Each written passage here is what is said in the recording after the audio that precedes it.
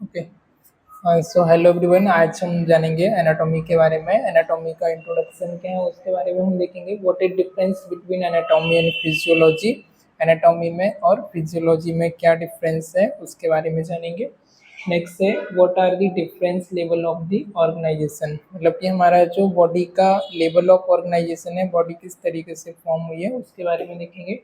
what differentiate living thing from non living things, living thing और non living things में क्या क्या differentiate है वो देखेंगे। what is homeostasis, homeostasis क्या होता है, what are the component of a feedback mechanism, feedback mechanism क्या है, उसके क्या क्या component है, and explain anatomical body position, directional term used for location of the body organ in relation to the other organ। anatomical positions क्या है, body का directional क्या है, टर्म क्या है, क्या क्या लोकेशन है उसके बारे में यहाँ पे हम देखेंगे।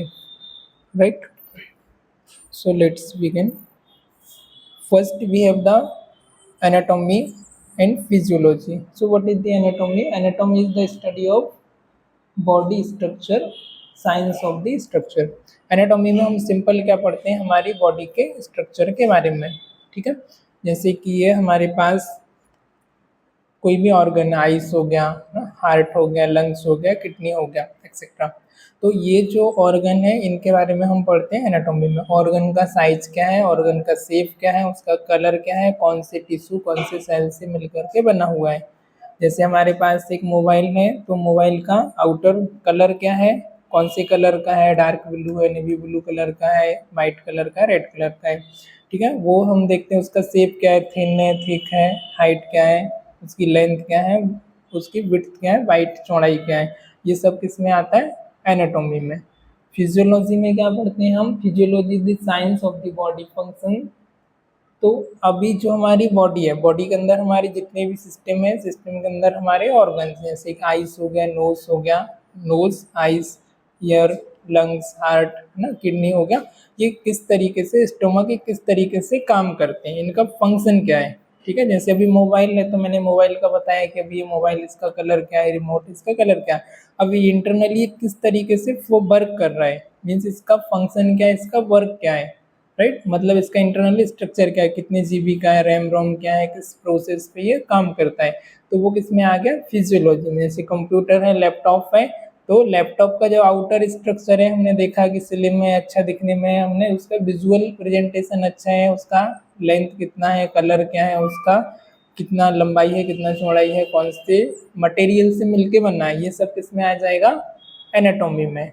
Got it. फिजियोलॉजी में क्या आएगा, वो किस तरीके से काम करता है, किस तरीके से फंक्शन करता है, उसका प्रोसेसर क्या है, सिंपल। राइट, तो फिजियोलॉजी में क्या देखते हैं, physiology the science of body function. हमारी जो ह्यूमन बॉडी है किस तरीके से काम करती है, किस तरीके से फंक्शन करती है। अब बॉडी कैसे मिल करके बनी, सबसे पहले आता है हमारे मॉलिक्यूल्स। मॉलिक्यूल से क्या बने, हमारे एटम, एटम से क्या बन गया, सेल्स, सेल से बन गए हमारे टिश्यू, टिश्यू से बन गया हमारा ऑर्गन, ऑर्गन से मिलकर के बनाया ऑर्गन का सिस्टम, और ऑर्गन के सिस्टम को फॉर्म करके देयर आर दी 11 और 12 बॉडी सिस्टम।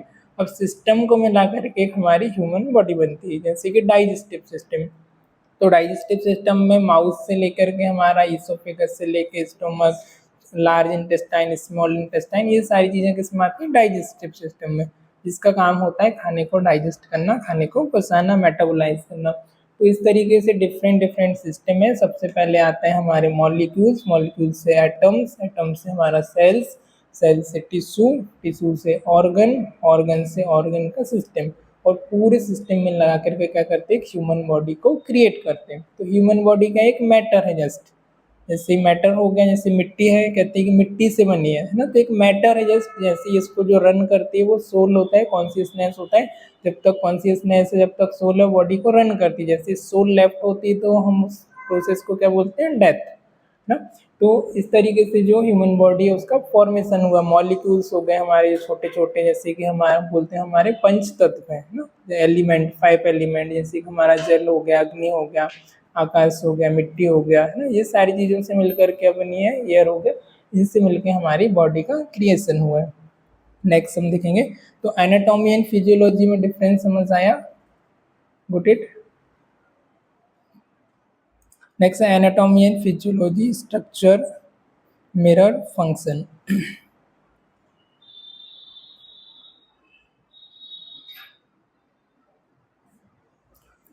अब in this slide here is the subdivision of anatomy. अब एनाटॉमी का सब डिवीजन क्या क्या है, मतलब इसका डिवीजन क्या है, सब डिवीजन। तो फर्स्ट है सरफेस एनाटॉमी और सेकंड है ग्रॉस एनाटॉमी। सरफेस एनाटॉमी में क्या आता है, इसका study of form of marking of the body surface open explore through the visualisation और palpation without any cutting. Surface anatomy, जैसे कि मेरा ये हाथ है तो इसका ये क्या है, सरफेस है ना। तो सुपरफिशियली जो हम नॉर्मल नेक टाइप से देख सकते हैं, जिसको हम पाल्पेट कर सकते हैं, often explore through the visualization, normal आँख से मैं देख सकता हूँ है ना, आपकी बॉडी का फेस कट कैसा है, फेस का कलर कैसा है, ये रिमोट का कलर कैसा है, नॉर्मल आइज से मैं विजुलाइज कर सकता हूँ। पाल्पेट मतलब उससे मैं टच करके फील कर सकता हूँ। This is called palpitation without any cutting. उसे कट करके माइक्रोस्कोप में ऑब्जर्व करने की, प्रैक्टिकल लैब में ऑब्जर्व करने की रिक्वायरमेंट नहीं है, नॉर्मल आइज से मैं देख सकता हूँ। This is called surface anatomy. मैं इसे अंदर खोलूंगा तो अंदर इसके क्या क्या है वो मुझे नहीं पता, लेकिन ऊपर से दिख रहा है तो ये हो गया सरफेस एनाटॉमी। नेक्स्ट है gross anatomy. Gross anatomy is the study of anatomical structure visible to unaided eyes after making the appropriate surface marking in proper picture, the gross dissection proceed through the cutting. Okay, so gross anatomy क्या है, in the study of anatomical structure. जो हमारी anatomical structure होती है, heart हो गया, lungs हो गया, किडनी हो गया, इंटेस्टाइन हो गया, स्टमक हो गया, एक्सेट्रा, विजिबल टू अनएडेड आई, जो कि हम माइक्रोस्कोप से भी देख सकते हैं, नॉर्मल हम आइज से भी देख सकते हैं। After making a appropriate surface marking, हम उसमें क्या करते हैं, अप्रोप्रिएट एक सरफेस मार्किंग बनाते हैं कि यहाँ से यहाँ तक जो है वो कोई भी स्किन की, कोई भी ऑर्गन की स्ट्रक्चर है।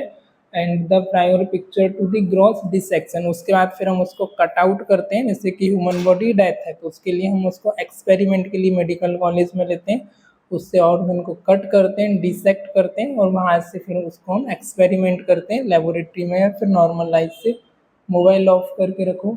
Gross dissection proceed through the cutting, cut करके हम कोई भी ऑर्गन को लेते हैं, उस पर एक्सपेरिमेंट करते हैं, एग्जामिन करते हैं, उस पर नोमेनक्लेचर करते हैं, मतलब उसको नाम देते हैं उसके पार्ट को, वो आता है ग्रॉस एनाटॉमी में। अब एक और एनाटॉमी की डिवीजन होता है जो आती है माइक्रोस्कोपिक एनाटॉमी। माइक्रोस्कोपिक एनाटॉमी में क्या होता है, जैसे हम नॉर्मल नेकटाइल से सीन नहीं कर सकते, उसको हमको देखने के लिए माइक्रोस्कोप की रिक्वायरमेंट होती है। तो हम कोई भी ऑर्गन को कट करते हैं, स्किन के पार्ट को कट करते हैं, माइक्रोस्कोप में जूम करके हम उसे देखते हैं वहाँ पर कौन सी लेयर है, कौन सा सेल है, उसको बोला जाता है माइक्रोस्कोपिक एनाटॉमी।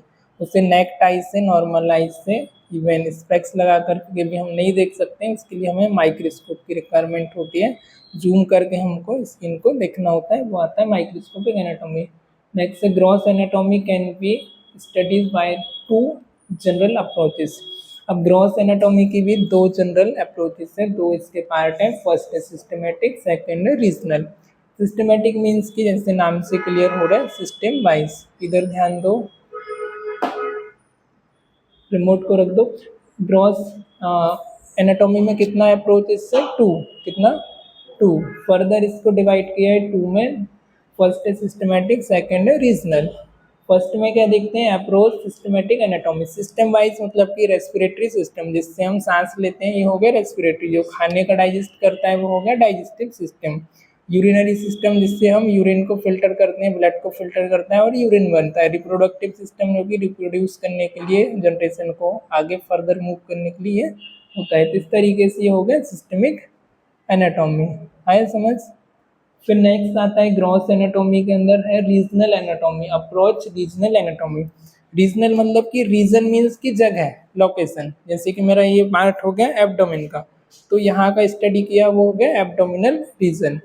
हेड का हो गया तो ये हो गया मेरा स्कल का रीजन, ठीक है। फेस का हो गया तो फेस का रीजन, ये neck region. This is called regional anatomy. Got it. Next है फर्दर डेवलपमेंटल एनाटॉमी, इसी के अंदर, जस्ट मिनट। तो डेवलपमेंटल एनाटॉमी में क्या आता है, is the study of fertilized egg developing into the its adult form, for example embryology.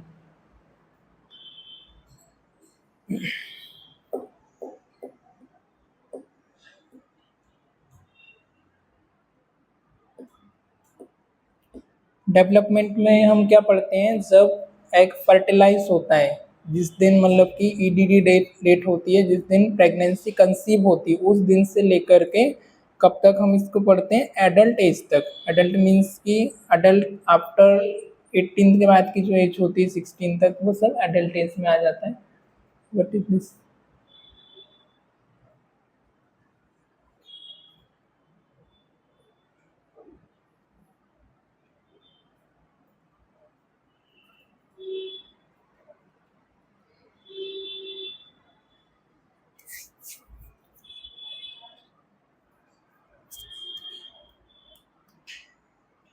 तो नेक्स्ट क्या है इसमें, डेवलपमेंटल में it is the study of fertilize egg, जिस दिन से एग फर्टिलाइज होता है, प्रेगनेंसी जिस डे से कंप्लीट कंसीव होती है, उस दिन से लेकर के fertilize egg developing into the adult, तब तक वो एडल्ट होता है, तब तक जो हम स्टडी करते हैं, मतलब उसकी बॉडी में फिजिकली क्या क्या चेंजेस देखने को मिल रहे हैं, वो आता है एडल्ट एनाटॉमी में। एग्जांपल एम्ब्रियोलॉजी, जैसे कि बच्चा जब फर्स्ट डे से लेकर 9 मंथ तक किस तरीके से वो डेवलप हो रहा है, कौन से मंथ में कौन से वीक में कौन कौन से ऑर्गन उसके डेवलप हो रहे हैं, और कितनी एज तक डेवलप हो रहे हैं। बॉडी का जो फिजिकल ग्रोथ है वो 24 के आसपास की एज है, 24 से 25 की एज तक ग्रोथ होता है। उसके बाद हमारी जो फिजिकल ग्रोथ है, हाइट हो गया आपका, लेंथ हो गया बोन्स का, है ना, ऑर्गन का साइज शेप, वो अप्रॉक्स 23 से 24 तक होता है। उसके बाद फिर आपकी हाइट ग्रोथ होना बंद हो जाती है।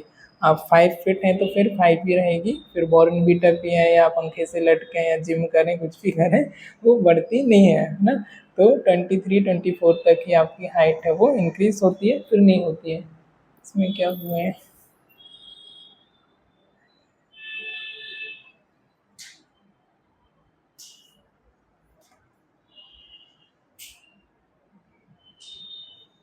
1 मिनट पॉज करना है इसे।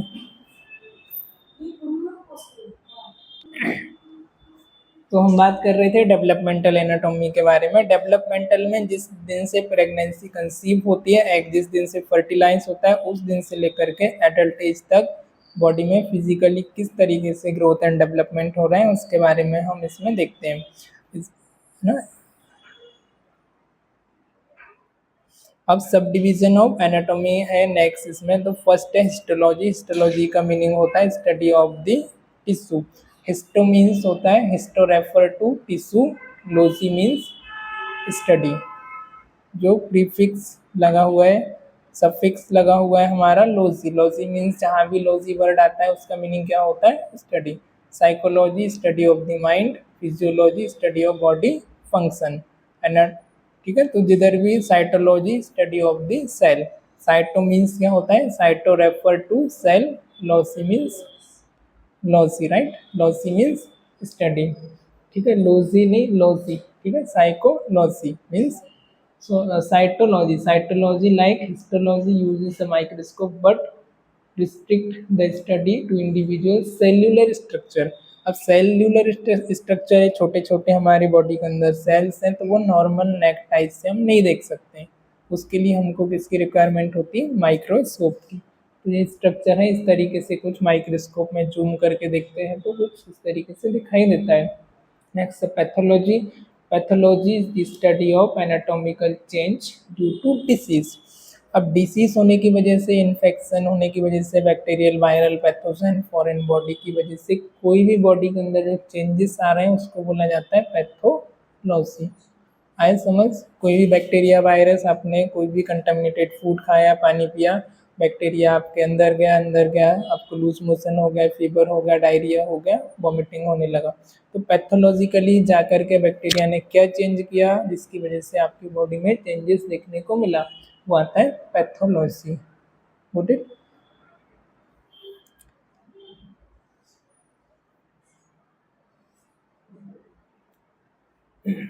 Here is the level of organizational, मतलब किस तरीके से हमारी बॉडी का फॉर्मेशन हुआ है। तो सबसे पहला है just a minute. Level of organization. तो स्मॉलर से किस तरफ आया है हमारा ये लार्जेस्ट की तरफ। सबसे पहले छोटे छोटे एटम्स केमिकल्स होते हैं जो कि आपने केमिस्ट्री में पढ़े होंगे। केमिकल्स आपके मॉलिक्यूल्स होते हैं, इनके बायोलॉजी साइंस से होंगे, फिजिक्स केमिस्ट्री में। सबसे पहले आता है केमिकल्स। केमिकल्स के अंदर आते हैं आपके एटम्स एंड मॉलिक्यूल्स, है ना। Hydrogen ion, cation, sodium, potassium, ये सारी चीज़ें किस में आती हैं आपके एटम्स और molecules. Minus charge, positive charge और नेगेटिव चार्ज इनका होता है, जैसे कि H2O। ठीक है, H2O किसका फॉर्मूला है? हाँ, वाटर, राइट। सो इस तरीके से हमारा हाइड्रोजन का 2 आयन, तो H2O, और ऑक्सीजन का एक एटम। तो केमिकल्स हमारे एटॉमिक हो गया और मॉलिक्यूलर, ये हो गए केमिकल। इसके बाद फिर एटम्स के बाद क्या बनता है? फिर सेल्स। सेल्स के बाद बनते हैं tissue. First here is the atoms, इसके बाद आपका सेल्स और tissue, this is the tissue. Tissue से मिलकर के फिर क्या बनता है? ऑर्गन, जैसे कि आपका स्किन बन गया या फिर आपका स्टोमक बन गया। अब ऑर्गन मिलकर के क्या बना लेते हैं? एक सिस्टम बना लेते हैं, जैसे स्टोमक हो गया, स्मॉल इंटेस्टाइन हो गया, लार्ज इंटेस्टाइन हो गया, ये सब मिलकर के क्या करते हैं? हमारा एक सिस्टम को क्रिएट करते हैं। ऐसे चल रहे, पॉज कर दिया, ठीक। तो इस तरीके से हमारी ह्यूमन बॉडी में सिस्टम बनता है। सिस्टम के बाद हमारे 11, there are 11 system in the human body, और 11 सिस्टम आपस में कंप्रोमाइज करके एक ह्यूमन बॉडी को क्रिएट कर लेते हैं।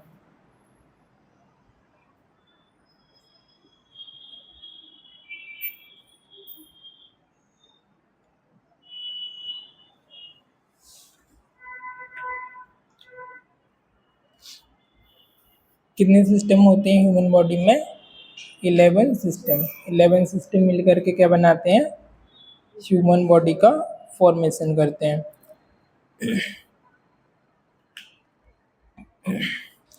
अब सिस्टम, सिस्टम से क्या बनता है? ऑर्गेनिज्म। ऑर्गेनिज्म मतलब कि कोई भी एक जीव, है ना, जिसको हम बोलते हैं लिविंग थिंग, कोई भी, नॉट ओनली ह्यूमन, है ना। तो एनाटॉमी फिजियोलॉजी में हम ह्यूमन बॉडी के बारे में तो पढ़ते ही पढ़ते हैं, इसके अलावा एनिमल्स हैं उनके बारे में भी हम इसमें स्टडी करते हैं, जैसे कि हमारा मंकी हो गया, चिंपांजी हो गए, है ना। इन पे भी हम पहले स्टडी करते हैं। कोई भी जब ड्रग आती है तो पहले मंकी पर, चिंपांजी पर, इन पे ट्राई करते हैं, क्योंकि इनका और ह्यूमन का जो डीएनए, फ्रॉक्स वगैरह हो गए, इन पे स्टडी करते हैं। उसके बाद फिर वो ह्यूमंस पर इम्प्लीमेंट करते हैं, कोई भी मेडिकेशन वगैरह जब भी आती है तो अभी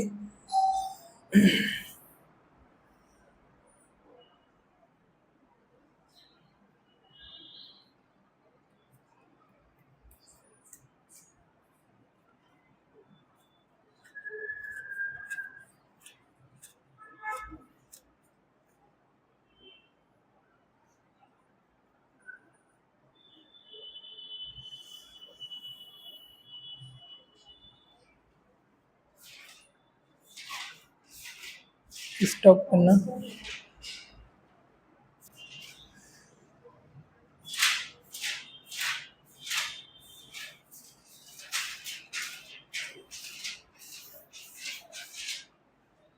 हो गया, रिकॉर्डिंग शुरू किया ना।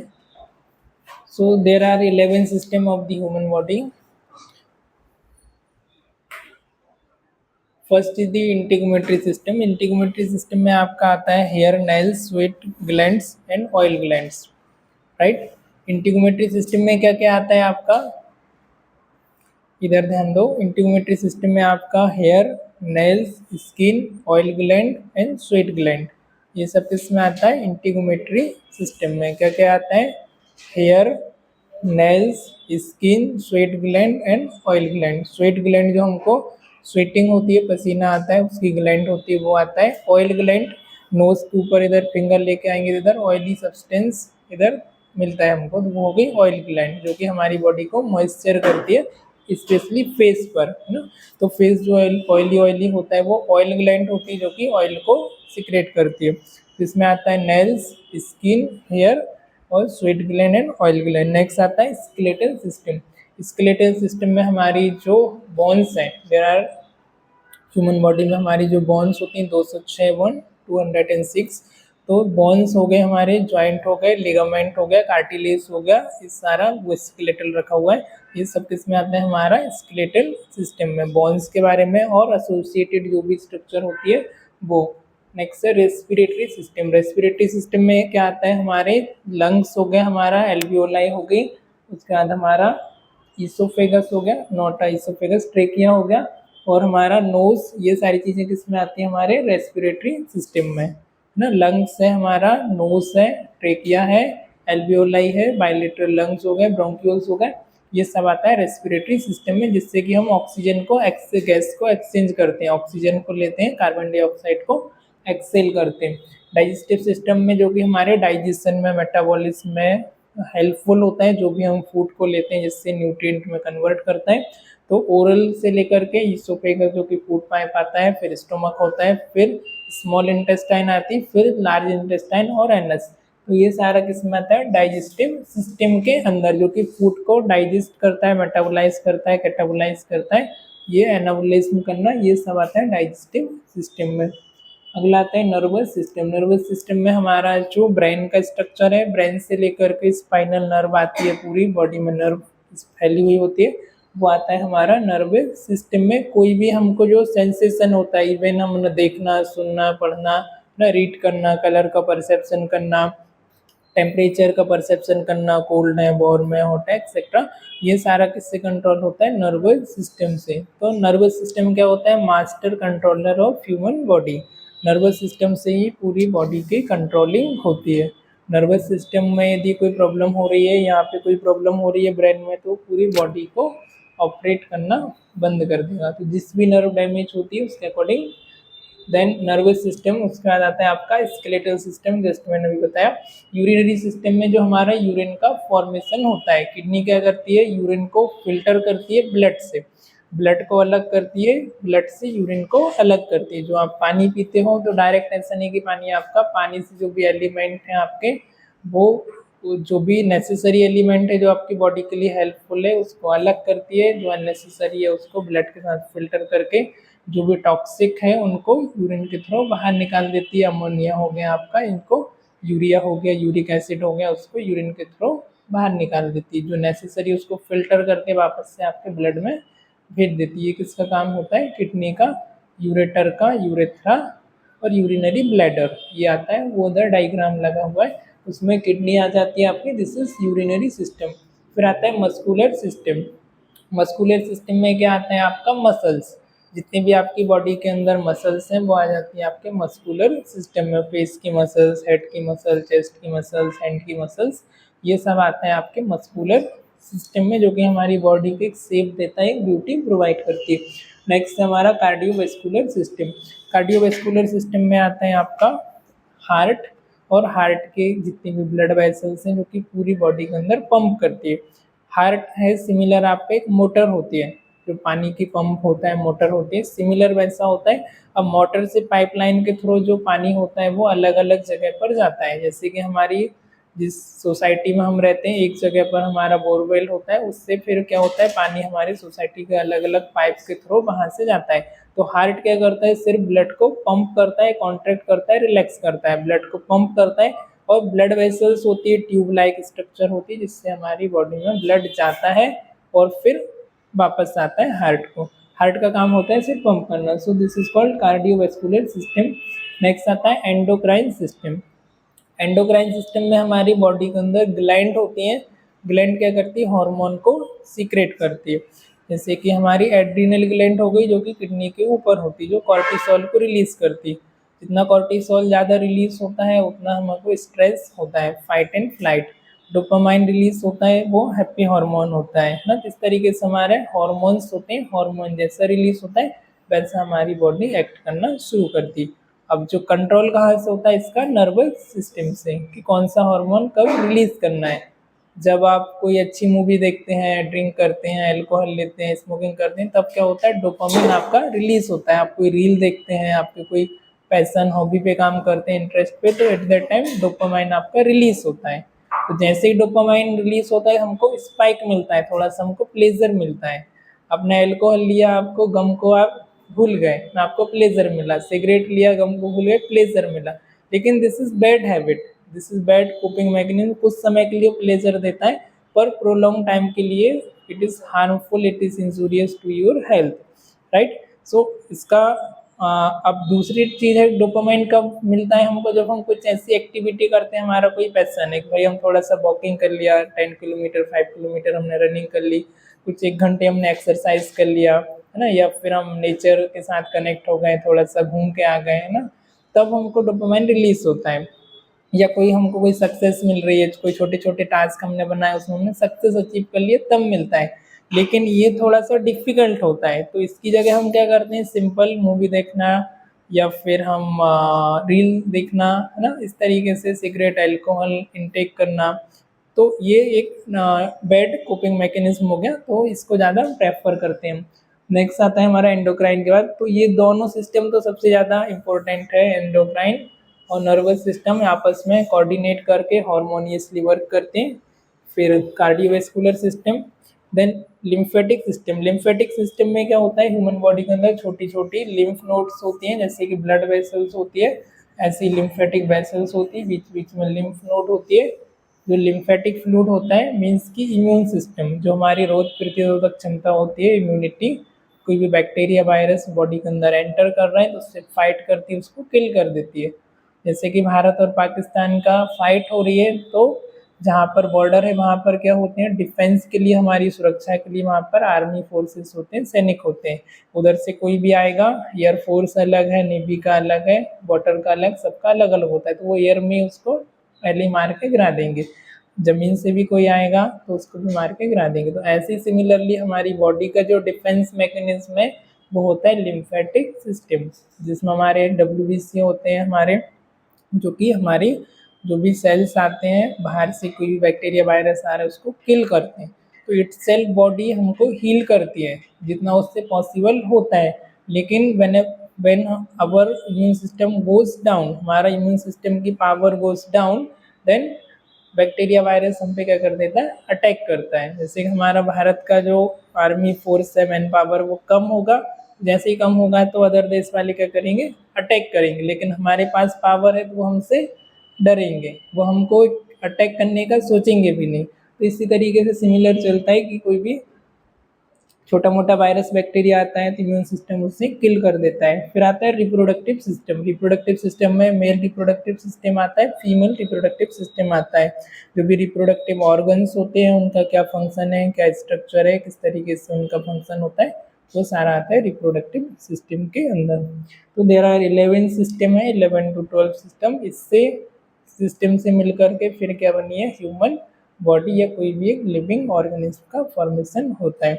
तो ये एक एक करके जो पूरा सिस्टम है आपका, ये फर्स्ट से लेके 11 सिस्टम तक, जो कि आपकी एनाटॉमी की बुक के अंदर है, और एक एक करके सभी सिस्टम के अंदर जो भी टॉपिक है उनको हम देखेंगे, ठीक है। तो ये पूरी सिस्टम मिलके एक ह्यूमन बॉडी बनता है, और आपका जो एनाटॉमी का बुक है उसके अंदर ये सारे सिस्टम आपको आएंगे।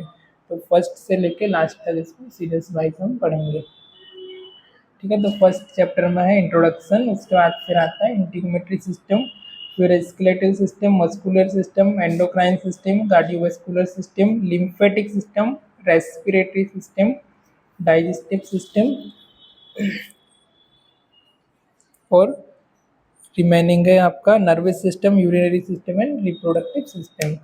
तो ये जो सिस्टम है सभी को याद होना चाहिए। एनाटॉमी का डेफिनेशन, फिजियोलॉजी का definition, level of human body organization, division of human body and system of the human body. अभी हम देखेंगे एनाटॉमिकल टर्मिनोलॉजी के बारे में।